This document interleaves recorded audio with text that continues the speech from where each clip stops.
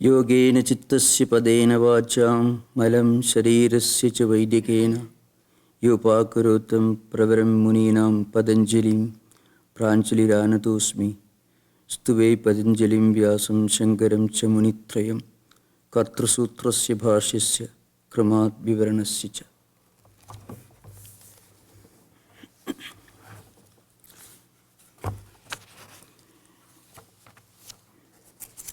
So in the last session, if you remember, we finished the 31st sutra of Samadhipada. That is Tat Pradishadhartham Ekatattva Abhyasa Kartavyaha. So it is this sutra.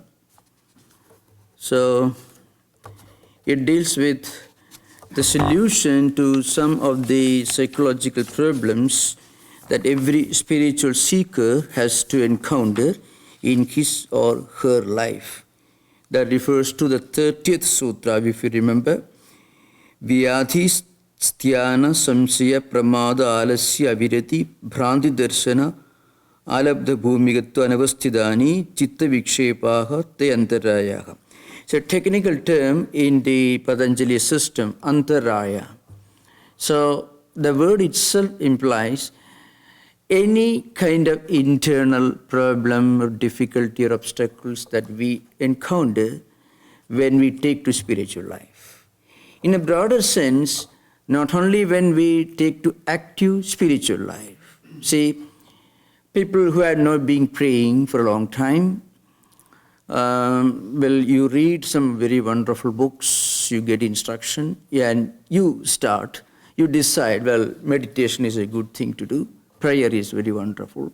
That's what we read about in even newspapers. So we start doing that. Now, so there is a decision on your part. I want to do, and I shall meditate, I shall pray. So this function of deciding or wanting to do something takes place at the intellectual level. Now, tomorrow morning, so you have decided, you may get up in the morning, and then you may sit. Then suddenly the newspaper is there. Better, it's a very wonderful thing, the newspapers. Or we may try to postpone. Or we may try to find some justification for not doing that, postpone it. Now, I mentioned this many times. So there's a conflict between what our mind actually permits us to do and what we would actually like to do. So now, the former, the mind, the sum total of attitudes, emotions, feelings, all this, which create a stumbling block, like a vertical barrier, which it could function in many ways: procrastination, postponement, or a convenient justification for not doing that, or any such hindrance, obstacle. This is because maybe in modern psychology, one may say your habit that you have formed, your habit patterns won't permit you to strike a new ground, to make a new turn. So there's a conflict. This is a very, very superficial interpretation. But what is behind this habit formation? Our accumulated vrittis, vasanas, samskaras, they constitute a certain thinking pattern, a set of attitudes which may not cooperate with you when you try to start something new, which may be beneficial to you, but still we may not do that. Now, this may be a lesser problem at a physical level. See, a physical exercise, you won't mind doing that. Physically, the obstacles are less, in fact, because we have more control on what we do physically than what we do mentally. See, meditation or prayer or even reading a book, a sacred book, which may be very beneficial to you, there you find some obstacles. But if you start some physical activity, the obstacles may be less. So at the subtle level, the obstacles are more profound. At the gross level, at the physical level, the obstacles are much lesser challenge. So these obstacles are defined in the 30th Sutra. There's 9 obstacles. We already discussed this, so I won't go into details again, because we have to keep that in mind to understand the coming sutras. That is disease, physical disease, or it could be some kind of laziness, lethargy, languor, indecision, doubts, carelessness, sloth, laziness, lethargy. The same laziness you won't find if suddenly there's a wonderful football match going on, we will start. It may involve much more physical activity. It may demand more dynamism. But we have no sloth, no alasya. But if it is something that involves less of a physical activity, more of a mental activity, then this laziness manifests. And then again, attraction towards external sensory pleasures, then wrong notion, wrong ideas, and maybe missing the point, instability. This all we discussed elaborately. Those who are interested, you can listen to the last session. This is 31st Sutra. In the 32nd Sutra, Patanjali says, to counteract these problems, what is to be done? You meditate on a single principle. Now, meditation here need not mean very intense dhyana. It could mean focusing on something. So, if one could focus on some spiritual ideal or spiritual activity and try to concentrate on that, then what happens? All the nervous, mental energy resources get focused, oriented towards that. So once these energies are directed in one direction, we feel less of these problems. If the energy resources are distracted, the problems become more serious. That's why people who have a definite goal in mind, even at physical level, they are able to focus on that because all the intellectual energy, nervous energy, physical energy, all can be concentrated and directed in one direction. So this is not a problem at a physical level. Only when you take to yoga or any kind of spiritual activity, these problems will arise. That's a very interesting thing that Patanjali elaborates in this. When you take to spiritual life, all kinds of unexpected, unanticipated problems and doubts and conflicts will emerge in the mind. If you are playing cards or if you are watching a movie, no problem, absolutely no problem. Fully relaxed, calm and quiet. But if you sit intensely in solitude, all these demons will come to the surface. So how to do that? So Patanjali gives one clue. This again I am repeating. He says, you need not focus on God necessarily, but focus on some higher ideal that may eventually helpful in spiritual life. One may not be able to meditate because again, the moment you try to meditate, these doubts and conflicts will emerge in the mind.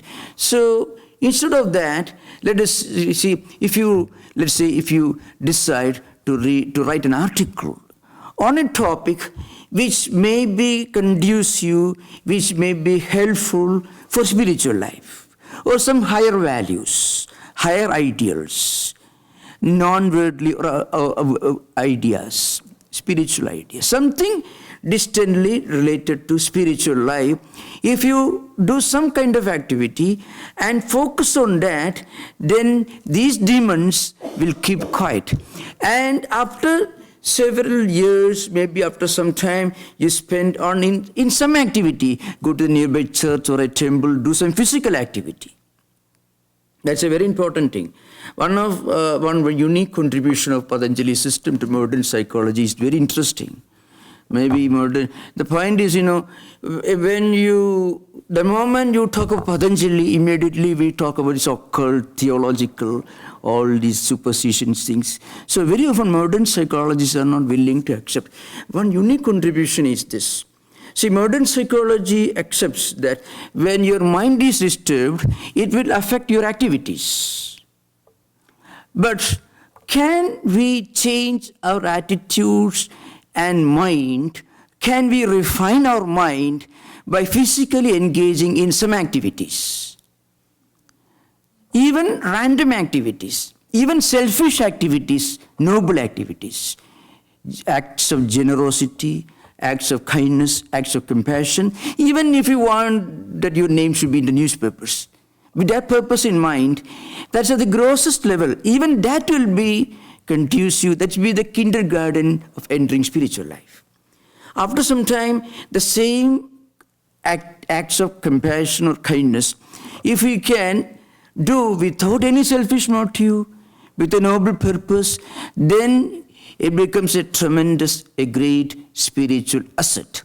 And a person who feels that he is highly disturbed all the time, if he starts engaging in some noble activity, some unselfish activity, without expecting anything in return, that activity will slowly create a wealth of impressions, a wealth of what we call Patanjali system, vrittis, attitudes and impressions, and that will slowly refine the mind. So actions can influence the mind. Actions can refine the mind. Physical actions can refine the mind, can purify the mind. It may take longer time. So after this, now we are going to discuss the 33rd Sutra of Samadhipada, dealing with concentration. That sutra is also very important. How to counteract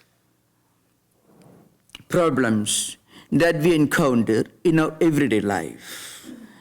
In workplace, in professional activities, in different areas of activities, we may come across people of different types, and all of them, our association with all of them may not be very helpful.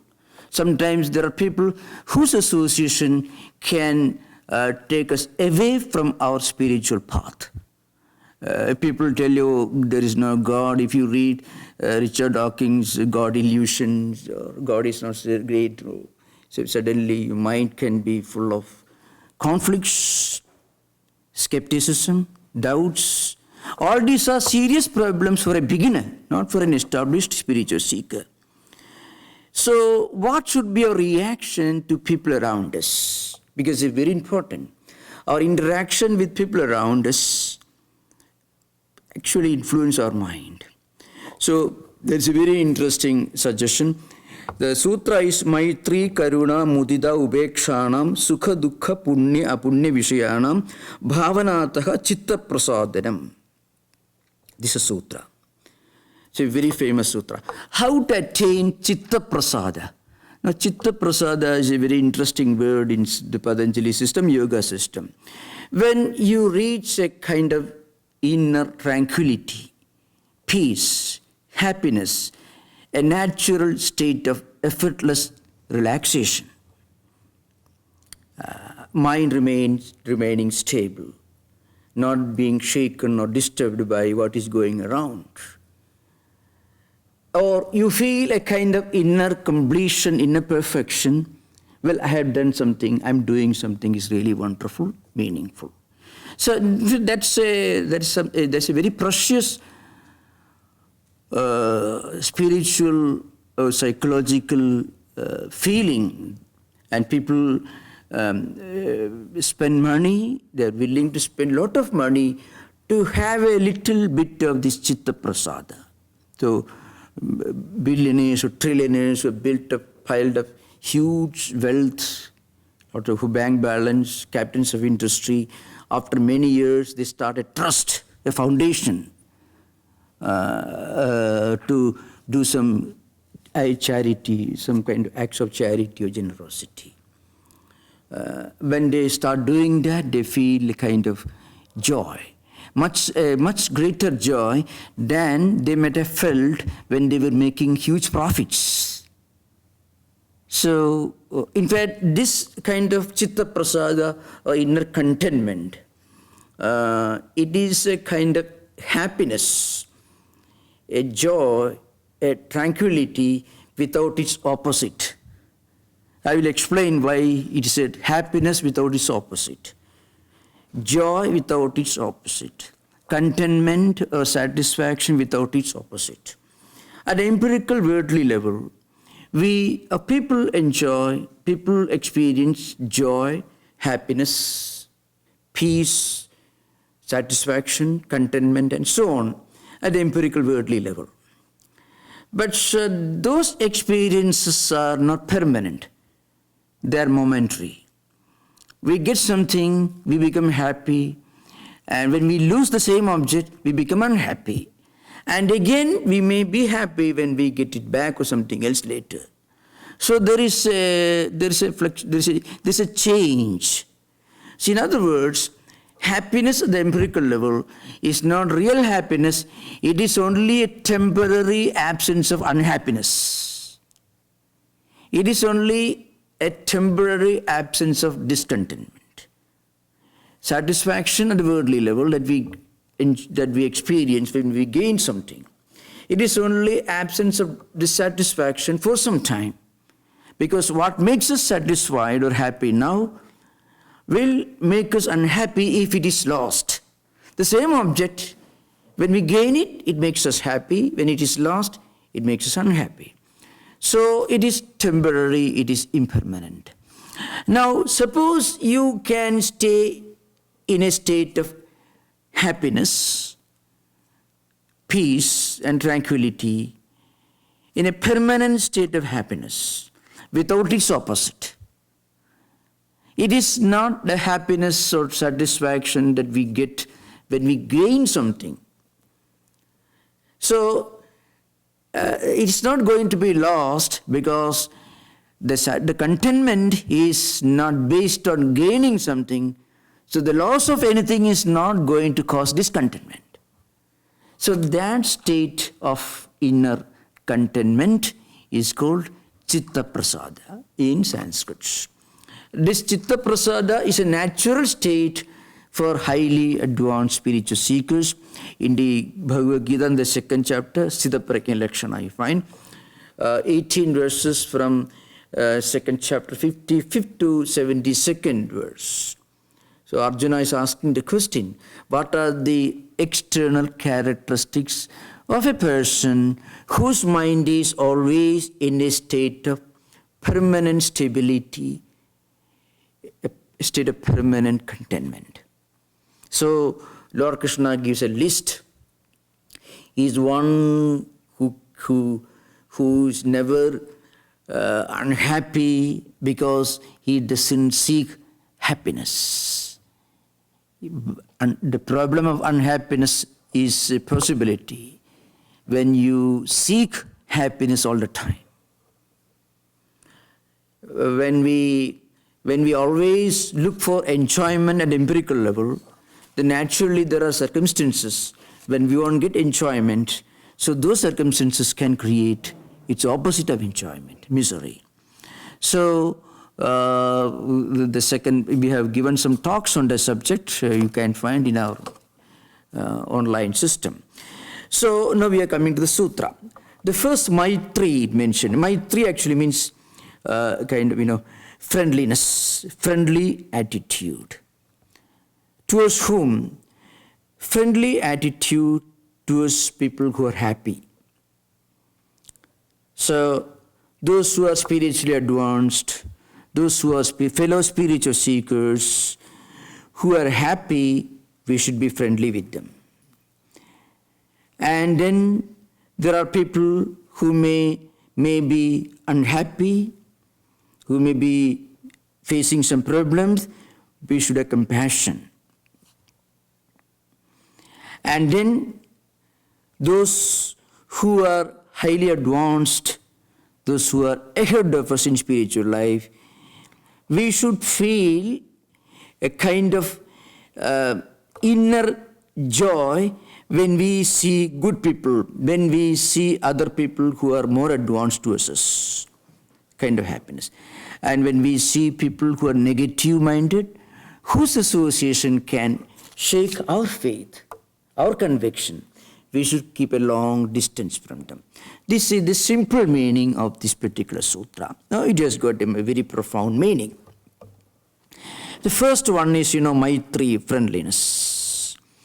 So we should have a sense of friendly feeling, comradeship with other spiritual seekers, with the fellow spiritual seekers. So we should move in the company of people who share some of our own interest in spiritual life. Now, if people who are interested in spiritual life, they meet together, they discuss together, they mutually enrich their spiritual life. So that's an important thing. And then those who want to know about spiritual life, we should have a attitude of compassion. And then there are people who are more advanced. Maitri, Karuna, Mudita, Upekshanam. Sukha, Dukkha, Punya, Apunya Vishayanam, Bhavanadas Chitta Prasadanam. How we experience Chitta Prasada. By cultivating friendliness, compassion, admiration, and indifference towards happiness, sorrow, virtue, and vice, respectively. One important quality for enjoying Chitta Prasada is the ability to experience joy and happiness at the progress of others.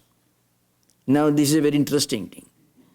So there is a long dialogue in Mahabharata, Vidura, in the Vidura Parva. Vidura was an ancient sage. Mahabharata has got hundreds of dialogues, hundreds, or maybe nearly 1,000 dialogues, a huge work of 100,000 verses in the shorter version and 145,000 verses in the larger version. There's two versions. Now, in the Mahabharata, there is one interesting dialogue. Who is your best friend? That's the subject. Who is the best friend? So, an option is given. One person, when you are unhappy, when you are in need, and a friend in need is a friend indeed, fulfilling that. You are in need of something, you are looking for a job, or that person comes and helps you. It's a natural understanding of friendliness. Now Vidura says, he is a friend, no doubt, but he belongs to the second category. Then Vidura says, that man needs some examination, he says. Who is the other man? He is very happy when you are happy. Now, the point is, a person who comes to your help, who is ready to help you, suppose you are in need of money, a rich friend, willing to help you.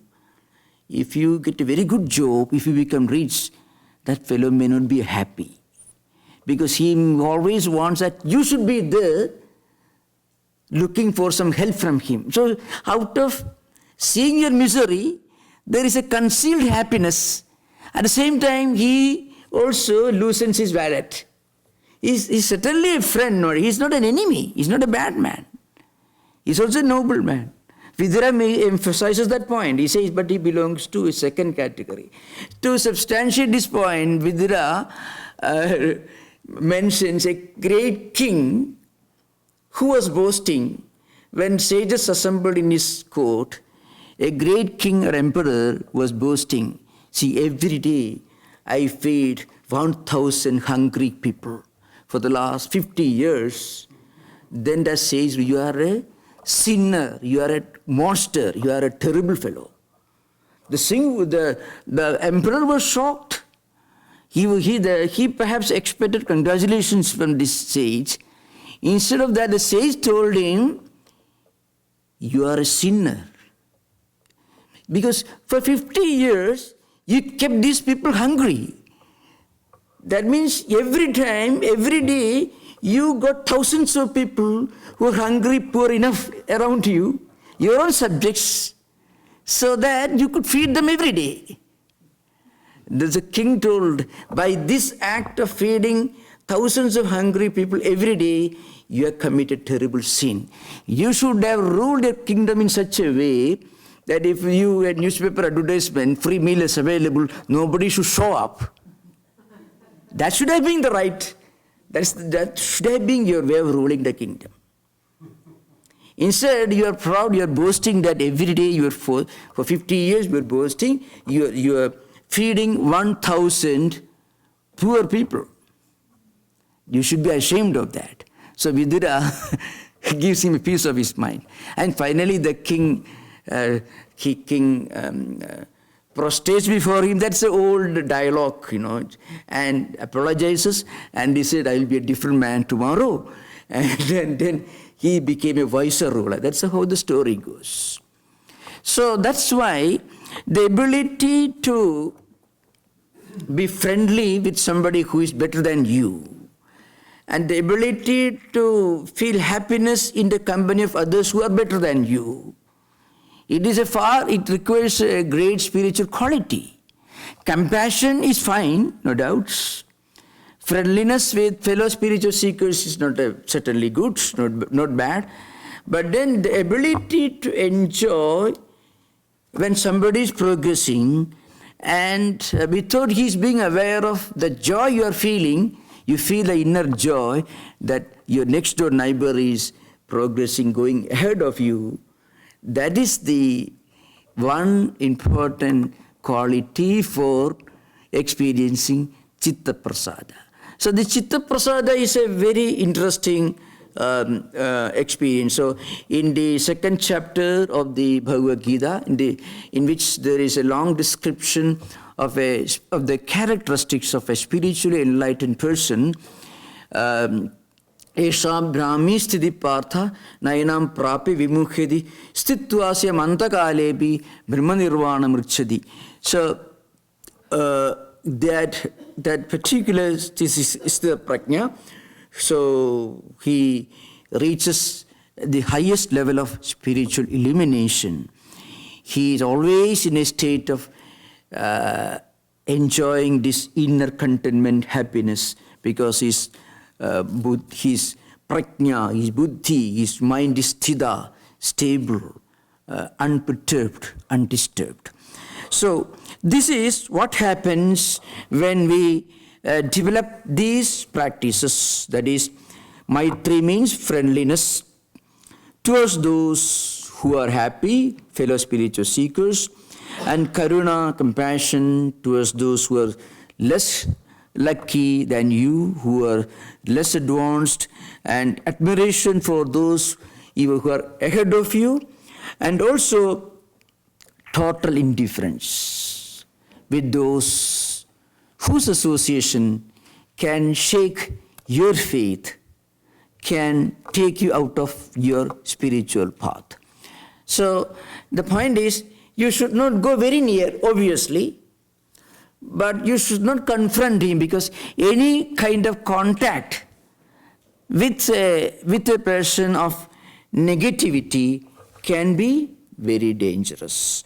So now, these qualities can be practiced only through self-restraint and self-control. Without self-control and self-restraint, you won't be able to practice these qualities together. And especially indifference, upeksha. Upeksha is keeping distance of being indifferent. As I mentioned, we should not go very near, we should not be friendly with people who are essentially very negative. No doubt about it. At the same time, you should not fight with them, because you should confront them unnecessarily. That also will bring you into contact with that negative person. Confrontation and even dislike, hatred. All these also, hatred or dislike or a confrontational attitude also will bring you into contact with that negative person. So any kind of contact is harmful. For that, we have to practice self-restraint, self-control. Because self-control and self-restraint helps us to conserve our energy and avoid wastage of psychic energy. Because the moment we become angry, the moment we lose control, a lot of energy is wasted. So when we practice self-restraint, self-control, you are actually closing those loopholes. Actually, you are closing loopholes through which energy, psychic energy, may get lost. Because yoga has got 4 stages. We should remember: so moral, physical, mental, and spiritual. At the mental level, conservation and purification and healthy direction of mental psychic energy is very important. This is very, very important. Because the moment we become extremely happy, then also we are going out of control. The moment we become extremely unhappy, that also is a waste of energy. So that's why Patanjali says upeksha, indifference towards negative associations. Now here are a few very interesting comments from different interpreters. One of them, is Vijnana Bhikshu. Vijnana Bhikshu wrote a well-known book, Yoga Bhashya Vartikam. He called Yoga Vartika. So according to him, this Chitta Prasada means stabilizing the mind.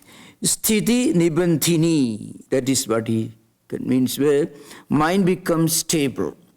When mind becomes stable as a result of total absence of any kind of waste of energy, the total freedom from extreme attitudes, extreme likes and extreme dislike. Both are loopholes through which mental energy may be wasted.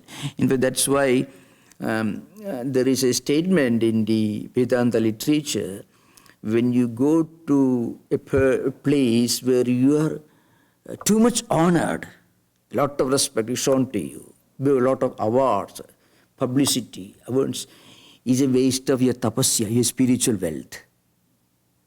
And if you go to a place where people won't recognize you, you are conserving your spiritual wealth. So, asammana tabavruddhi sammanati tapakshaya. As it means, sammana means respect, honor. When you get a lot of honor, you become very happy, then a part of your accumulated spiritual energy is transferred to that person's account. So when you honor a spiritually elevated person, you're actually gaining a fraction of his spiritual energy. When you insult a spiritual person, you are actually losing your own spiritual energy. It's a very interesting principle. Anyway, so those who have practiced these 4 disciplines, that means friendliness, compassion, admiration, and indifference towards happy people, towards compassion towards unhappy people, and admiration for virtuous people, and total indifference from negative people. What happens, their mind remains stable. This subject is taken up in the next sutra. You find Vishayavati va pravartirpanna manasa sthiti nibandhini. It's a 35th sutra. We are going to discuss again later. So that's important. Then there is another very interesting definition of Chitta Prasada, which is a natural result of practice of these disciplines. There's another, Vyasa is the main commentator. The most important commentary on Yoga Sutras was written by Vyasa. We should remember Vyasa's role. The very idea of our actions becoming vrittis becoming tendencies or samskaras, Samskaras becoming again a passion for similar action or its opposite, and again the tendency to repeat the same action which you already done if the result was pleasant, and avoiding the action if it were unpleasant, if the result was unpleasant. All this karma vritti chakram, this cycle of action, its effect on the mind, impressions and characteristics which are gradually formed, and how these characteristics later on constitute the totality of our actual personality, and how it influences our future actions. The whole hypothesis, the whole analysis was for the first time made by Vyasa. Patanjali just wrote 195 aphorisms, very, very simple statements. So Vyasa was the one who wrote a commentary expounding all this. So Vyasa says what Chitta Prasada is clarity of mind. Means that's when your mind becomes clear. When mind becomes clear, the mind doesn't remind you of its existence. Just as body, when you're physically very healthy, your body doesn't remind you, I'm here. When you have a stomach problem, your body is actually reminding you of its existence. You have a headache, body is reminding you, I'm here. But suppose your body is always in a state of perfect health. Prasannatmendriya manaha susthaha iti abhidhiyate. This is the definition of a healthy-minded person according to Susruta. Susruta was one of the two great Ayurvedic teachers, Charaka and Susruta. So, samadosha samaknischa samadhatu malakriyaha prasannatmendriya manaha susthita vidhiyate. When the body and mind are in a state of perfect equilibrium, when you are in a state prasanna actually means a kind of natural, spontaneous state of blissfulness. When mind doesn't bother you, when you are unhappy, mind is actually bothering you. When you become extremely excited, that's also a kind of botheration, really. So that's why, in fact, that is a central principle which later Buddha discussed in the Satipatthana Sutram, which is the foundation of mindfulness. Mindfulness as a concept was developed based on the famous sutra discourse by Buddha, which he gave on a permanent state of mental awareness. Satipatthana Sutram. It's a Pali language. So according to Vyasa, clarity. So clarity means this kind of pure state of kind of natural state of effortlessness and blissfulness. That is the real state of Chitta Prasada. In fact, it is not a very exotic concept. Everyone in this world is actually looking for Chitta Prasada. It becomes very obvious when you are satisfied all your normal human desires, money, wealth, or necessary enough wealth, good job, security, everything. And still you continue looking for something. That's because you're a human being. So we call man is a thinking animal. That's as far as modern psychologists can go. But Vyasa says man is not a thinking animal. Man is one who is trying to bring out his inherent divinity, actually. So this clarity, the clarity has got a spiritual quality about it. First of all, it is permanent. Secondly, it is self-complete. That joy or contentment that is called by the name Chitta Prasada remains permanent, and it is a state of effortlessness, a complete blissfulness, inner completion. So that is the meaning of Chitta Prasada. Now, there are, of course, different commentators. Another commentator was Bhoja. Bhoja was a king who wrote a commentary. His name is Raja Martanda. This famous book. He was an emperor, he was a king, and he is the author of well famous commentary. So according to him, he says, Sutre Sugadukkhadi Shabdehi Tadvantaha Pradipadidaha.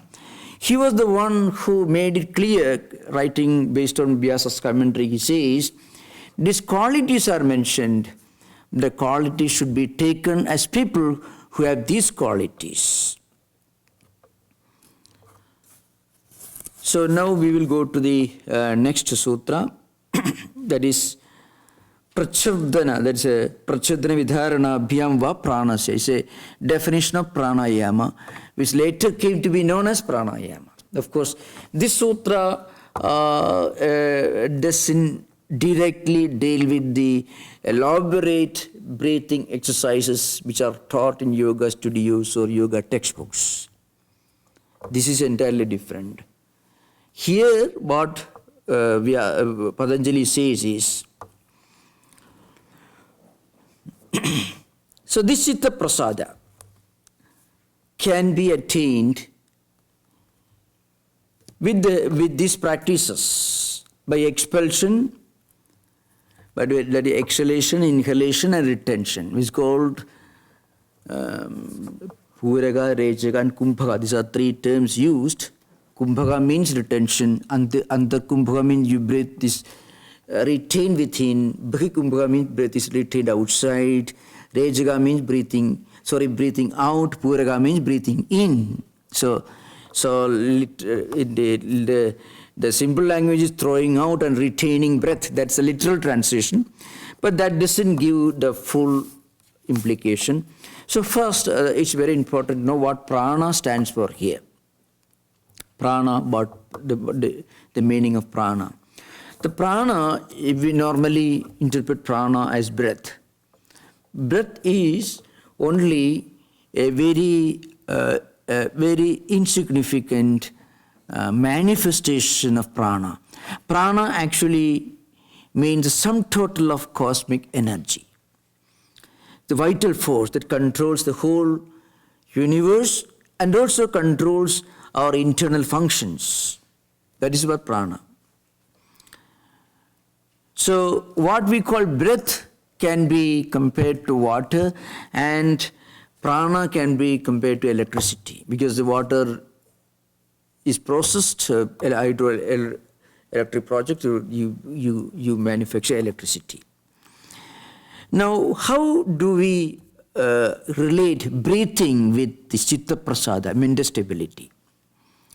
There are many simple principles in this. First, at a higher level, the breath is only a limited projection of the universal energy.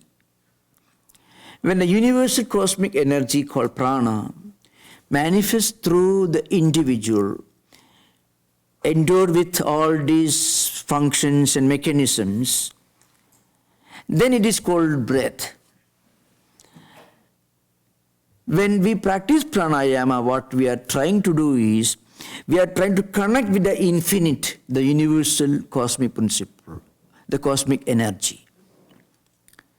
So when the cosmic energy manifests limited by, or manifests within the limitation of time, space, and causation, it is called breath.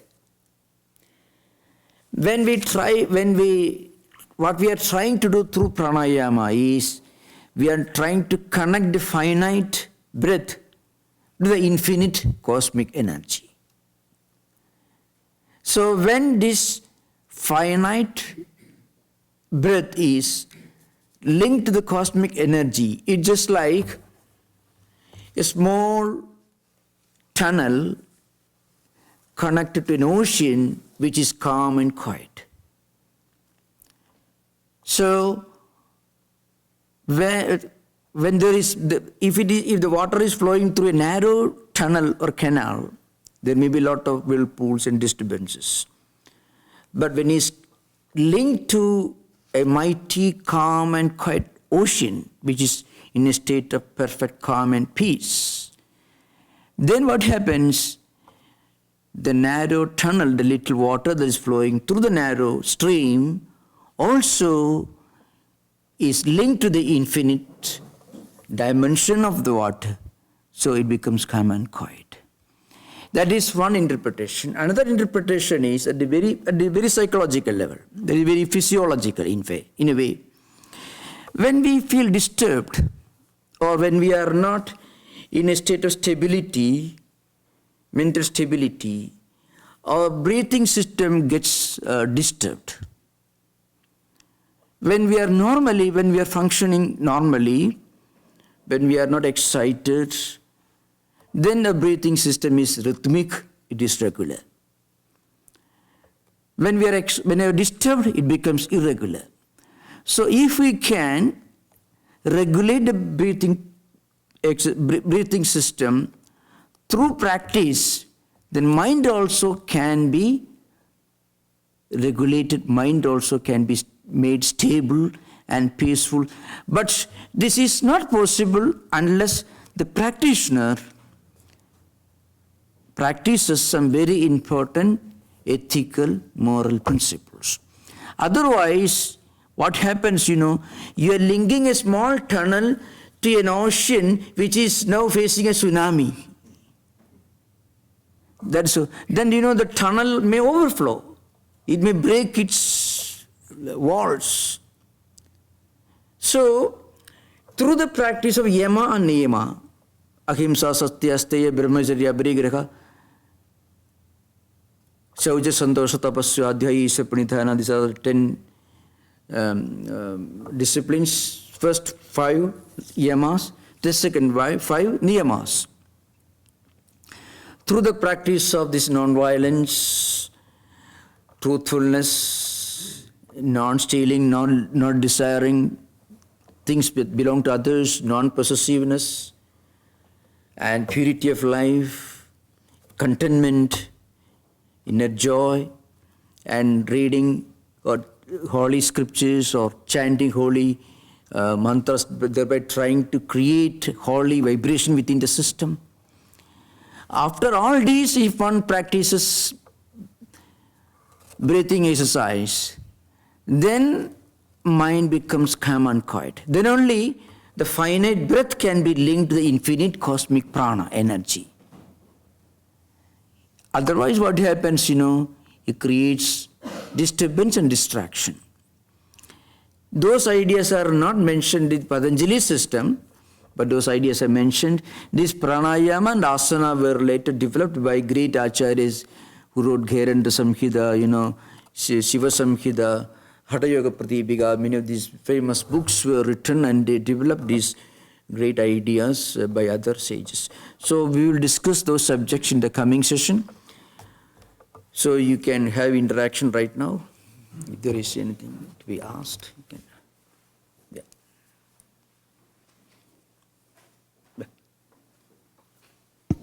Yeah. Oh, yes, sister. Swami, in the beginning you spoke of demons. Now, are the demons a projection of the ego? Are the demons coming up from the unconscious? Do we manufacture them, or were they there all the time? They are related to memories, impressions that we have created through or by our activities in this life or previous life. Subtle impressions which do not have a corresponding name and form are the impressions coming from previous life, but visual images, audio images, memories which may spring up in the mental system when we try to calm it, when we try to calm down the mind. This is all related to the impressions and ideas coming up. So that's why at the beginning we must try to cultivate a good store of healthy impressions and memories by doing good things, associating with spiritual seekers, or reading, or listening, or thinking of higher ideas. So that will help us to create a lot of healthy impressions and memories. So when we cultivate a large storehouse of healthy, spiritually helpful impressions and memories, then the demons, negative images, conflicting thought currents, which create disturbance in meditation, can be weakened. They can be neutralized. That's what happens. So one example is given here. One should focus on something. A single focus is very helpful. So reading a very good holy book that we respect, and reading it and thinking of it without much distraction, that will help us, because if mind or mental energies can be focused on something, then they get disciplined. Then the distraction is reduced. Maybe thought currents of those ideas which are created by your association with saints or sages or holy people, or by reading holy scriptures, holy ideas, those will come to the surface. They won't disturb. Slowly they will subside and help you to go ahead. Said.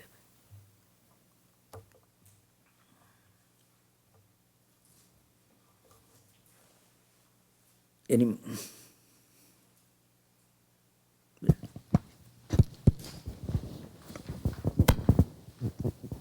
Thank you.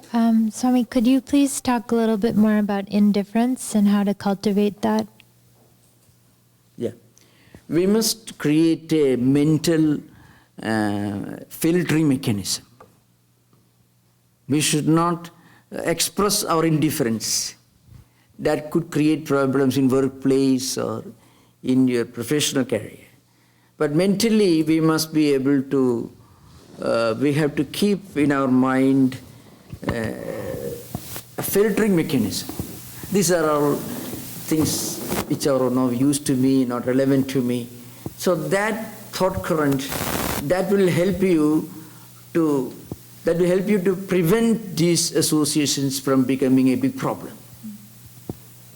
What we dismiss as indifferent, as irrelevant, won't bother us much. If you're traveling in a train, if you're walking in the street, certain things happen, they are no relevance to me. Then they won't disturb. So it becomes a problem only if somehow if our mind gets linked to that, attached to that. It could happen by cultivating an extreme liking for certain things or extreme hatred. Both will have the effect of creating problems.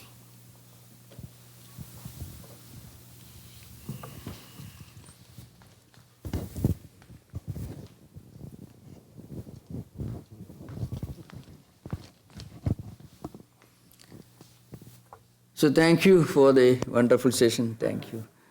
Om Shanti Shanti Shanti Hari Om Tat Sat Sri Ramakrishna Arpanamastu.